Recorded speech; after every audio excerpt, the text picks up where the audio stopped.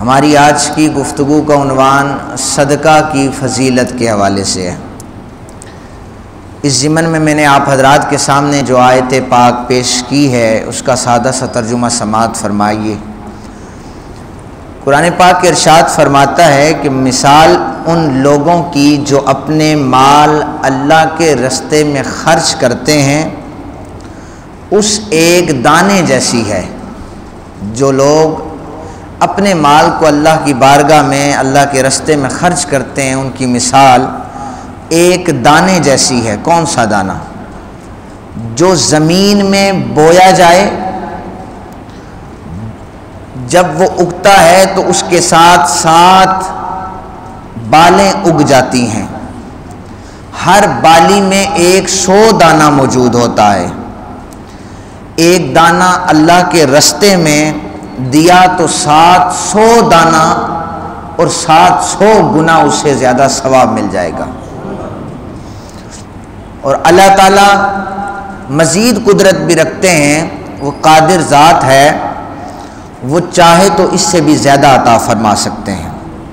حضرت سیدنا ابو ہریرہ رضی اللہ تعالیٰ عنہ سے روایت ہے، جناب رسالت مآب صلی اللہ علیہ وسلم نے فرمایا جو شخص اپنی حلال کمائی میں سے ایک کھجور کے برابر صدقہ کرے، یاد رکھو اللہ تعالیٰ ہمیشہ حلال مال کو قبول کرتا ہے، تو اللہ تعالیٰ اس صدقے کو دائیں ہاتھ سے قبول فرما لیتا ہے۔ ثم یربیھا کما یربی احدکم، پھر صدقہ کرنے والے کے لیے اللہ تعالیٰ اس طرح پرورش کرتا ہے جس طرح تم ایک بچھڑے کی پرورش کرتے ہو۔ پھر اللہ تعالیٰ اسے مصیبتوں سے پاک کر دیتا ہے، پھر پریشانیاں اس سے قریب نہیں آتی جو اللہ کے رستے میں خرچ کرتا ہے۔ میں اس ضمن میں 2 اور آیات قرآن پاک کی 2 اور صورتوں کی کچھ آیات آپ حضرات کے سامنے رکھ رہا ہوں۔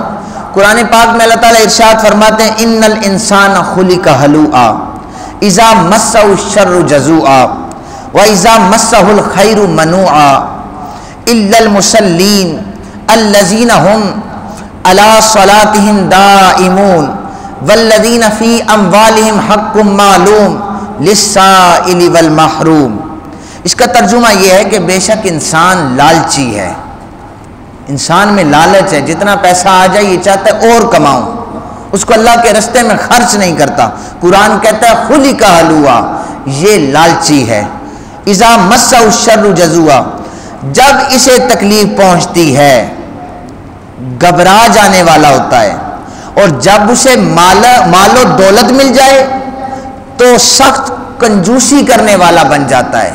تکلیف پہنچتی ہے تو اللہ کی بارگاہ میں جھک جاتا ہے، مال ملتا ہے ہر درمی پر پھر قائم ہو جاتا ہے۔ سوائے ان نمازی لوگوں کے جو اپنی نماز کی ہمیشہ پابندی کرتے ہیں اور جن مالوں میں مقررہ حق ہے اس کا حق بھی ادا کرتے ہیں، یعنی ایسے نمازی جو ریاکاری سے پاک عبادت کرتے ہیں اور پھر اپنے مال کو اللہ کے رستے میں خرچ کرتے ہیں، یہ لالچی نہیں ہے۔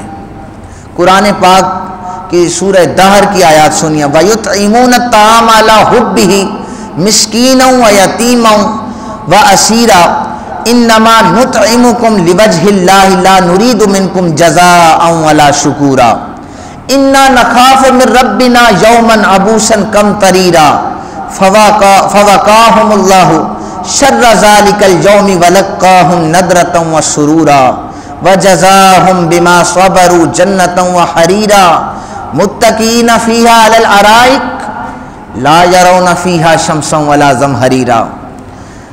اب قرآن پاک میں اللہ تعالیٰ پھر ارشاد فرما رہے ہیں جو کھانا کھلاتے ہیں اللہ تعالیٰ کی محبت میں مسکینوں کو، یتیموں کو، قیدیوں کو، مگر کھلا کر احسان نہیں جتلاتے، کھلا کر احسان نہیں جتلاتے، بلکہ وہ کہتے ہیں، یہ قرآن کے الفاظ ہیں کہ ہم تو تمہیں کھلاتے ہیں صرف اللہ کی رضا کے لیے، نہ ہم کسی بدلے کے تم سے طلبگار ہیں۔ یعنی اگر کسی مسکین غریب قیدی کو اگر کسی نے امداد، خدمت، کھانا کھلا دیا، اس کا کریڈٹ ہم نے کس سے لینا ہے؟ اس سے نہیں، اللہ تعالیٰ کی ذات سے لینا ہے۔ اس میں رضا ہو کہ اللہ اور اللہ کے رسول صلی اللہ علیہ وسلم راضی ہو جائیں۔ قرآن پاک پھر ارشاد فرماتا ہے ہم ڈرتے ہیں اپنے پروردگار سے اس دن کے لیے جو بڑا سخت ہے، پس اللہ تعالیٰ انہیں اس دن کے شر سے بچا لے گا جو ایسا عمل کریں گے، انہیں بخش دے گا چہروں کی تازگی اور دلوں کا سرور، ان کے چہروں پر نورانیت آ جائے گی، ان کے دلوں میں پھر سکون آ جائے گا، پھر گھبراہٹ ختم ہو جائے گی، انہیں ان کے صبر کے بدلے جنت ملے گی اور جنت میں ریشمی لباس پہنایا جائے گا، وہاں وہ لوگ جو غربا کی مدد کرتے ہیں، انہیں کھانا کھلاتے ہیں، وہ لوگ وہاں پر پلنگوں پر تکیے لگائے بیٹھے ہوں گے، جنت میں وہ نہ سورج کی گرمی کو دیکھیں گے اور نہ ہی سخت سردی انہیں محسوس ہوگی۔ یہ وہ لوگ ہیں جو اللہ کے راستے میں خرچ کرتے ہیں۔ اس ضمن میں حدیث پاک سماعت فرمائی، حضرت ابو ہریرہ رضی اللہ تعالی عنہ سے مروی ہے، نبی اکرم صلی اللہ علیہ وسلم نے فرمایا روٹی کا ایک لقمہ، یہ جو حدیث آپ حضرات کے سامنے رکھ رہا ہوں، یہ اپنے گھروں میں جا کر اپنی بیویوں کو، اپنے بچوں کو یہ سنائیں حدیث پاک، یہ توجہ سے سنیے گا۔ نبی اکرم صلی اللہ علیہ وسلم نے ارشاد فرمایا روٹی کا ایک لقمہ، ایک چٹکی بر کھجور یا اس جیسی کوئی چیز جس سے مسکین کو فائدہ مل جائے، اس کے بدلے میں اللہ تعالیٰ 3 شخصوں کو انعامات سے نواز دیتا ہے۔ کسی نے روٹی، کھجور یا اس جیسی کسی چیز سے کسی مسکین کی مدد کی تو 3 قسم کے لوگوں کو اللہ تعالیٰ انعام عطا فرماتا ہے۔ وہ 3 لوگ کون ہیں یہ آپ نے گھروں میں جا کے بتانا ہے۔ وہ صاحب خانہ جس نے مسکین کو دینے کا حکم دیا ہے، یعنی اس گھر کا سربراہ ہے، خاوند ہے، والد، بھائی ہے، وہ حکم دیتا ہے باہر مسکین ہے اس کو ذرا کھانا دے دو، پڑوس میں مساکین رہتے ہیں ان کو کھانا دے دو، یہ جو حکم دینے والا ہے اللہ تعالیٰ اس کو جنت عطا فرما دے گا۔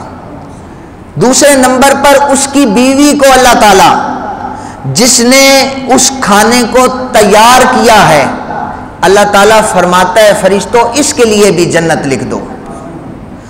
تیسرے نمبر پر اگر اللہ نے انہیں مال عطا کر رکھا ہے، خاوند حکم دے رہا ہے مسکین کی مدد کرو، بیوی پکا کے دے رہی ہے مسکین کو، اب وہ اپنے خادم سے کہتے ہیں کہ جاؤ جا کر مسکین کو دے دو۔ رسالت مآب صلی اللہ علیہ وسلم نے فرمایا کہ اللہ فرماتا ہے فرشتوں اس کے خادم کی بھی بخشش کر دو۔ حکم دینے والا، کھانا تیار کرنے والا اور مسکین کے ہاتھوں تک پہنچانے والے کے لیے یہ خوشخبریاں عطا فرمائی ہیں۔ اب حضور نے کیا ارشاد فرمایا؟ نبی اکرم صلی اللہ علیہ وسلم فرمایا الحمدللہ الذی لم ینسا خدمنا، سب تعریفیں اس ذات کے لیے ہیں جو ہمارے خادموں کو بھی نہیں بھولتا۔ ہم تو کھانا پکاتے ہیں اور حکم دیتے ہیں، لیکن کتنا کریم ہے وہ رب کہ ہمارا خادم جب جا کر کسی تک پہنچاتا ہے وہ رب اس کو بھی فراموش نہیں کرتا۔ ام المومنین سیدہ عائشہ صدیقہ رضی اللہ تعالی عنہا راویہ ہیں، فرماتی ہیں کہ ایک دفعہ ہم نے بکری ذبح کی تو نبی اکرم صلی اللہ علیہ وسلم کو بکری کی دستی بڑی پسند تھی۔ آقا کریم صلی اللہ علیہ وسلم نے جب گھر آئے تو سیدہ عائشہ صدیقہ رضی اللہ تعالی عنہا سے پوچھا عائشہ کچھ گوشت باقی ہے، کچھ بچ گیا ہے؟ سیدہ پاک نے عرض کیا ایک دستی کے علاوہ کچھ نہیں بچا۔ حضور کا جملہ سنا، فرمایا بقیہ کلھا غیر کتفھا او کما قال علیہ السلام، عائشہ بچا تو وہ ہے جو تو نے تقسیم کر دیا ہے، یہ جو گھر میں تو نے رکھا ہے یہ تو ہم کھائیں گے پیٹ میں چلا جائے گا، ضائع ہو جائے گا، بچا وہ ہے جو مساکین میں تو نے تقسیم کر دیا ہے۔ آخری حدیث پاک سماعت فرمائیے، حضرت ابو ہریرہ رضی اللہ تعالی عنہ حدیث پاک کے راوی ہیں اور اس حدیث پاک کو امام مسلم نے مسلم شریف میں نقل کیا ہے۔ ایک آدمی کہیں جنگل میں جا رہا تھا، اس نے بادل سے آواز سنی، وہ بادل کی آواز یہ تھی کہ فلاں شخص کے کھیت کو سیراب کر دیا جائے۔ وہ شخص آواز سننے کے بعد اس بادل کے ساتھ ساتھ چلنا شروع ہو گیا۔ اب اس نے دیکھا کہ ایک جگہ پر جا کر بادل نے برسنا شروع کیا، وہ پانی ایک چھوٹے سی جگہ پر جمع ہو گیا۔ وہ شخص پانی کو دیکھ رہا ہے، پھر آہستہ آہستہ پانی نے رستہ بنایا، اب پانی چلنا شروع ہو گیا۔ اس نے آواز سنی تھی نا بادل سے کہ فلاں شخص کے کھیت کو سیراب کرو، وہ دیکھ رہا تھا یہ کون شخص ہے کہ اللہ کی یہ نعمت اب جس پر انعامات برسانے کے لیے جا رہی ہے۔ پانی کو اس نے دیکھا، پانی اپنا رستہ بناتے بناتے ایک فصل میں چلا گیا۔ اس نے دیکھا وہاں ایک شخص بیلچے کے ساتھ پانی کا رستہ بنا رہا ہے اور اپنی فصل کو اب سیراب کر رہا ہے، یہ پانی وہیں پر جا رہا ہے۔ اس شخص نے کہا تیرا کیا نام ہے؟ تو اپنا نام بتا۔ اس نے اپنا نام بتایا، حدیث پاک میں نام بھی ذکر نہیں ہے۔ اس نے جو بھی نام بتایا تو اس شخص نے کہا یہ جو نام تو بتا رہا ہے ابھی ابھی اسی بادل سے یہ نام سن کے آیا ہوں، یہ میں نے خود سنا ہے۔ بادل کہہ رہا تھا، اسے کوئی حکم دے رہا تھا کہ فلاں شخص کے باغ کو اس کی پیداوار میں اضافہ کرنے کے لیے اس کو سیراب کر دو۔ اب اس شخص نے جو اس اوٹ میں آیا تھا، اس نے پوچھا تو ایسا کون سا عمل کرتا ہے کہ بادل بھی پانی برسانے کے لیے تیرے کھیت کو تلاش کر رہا ہے؟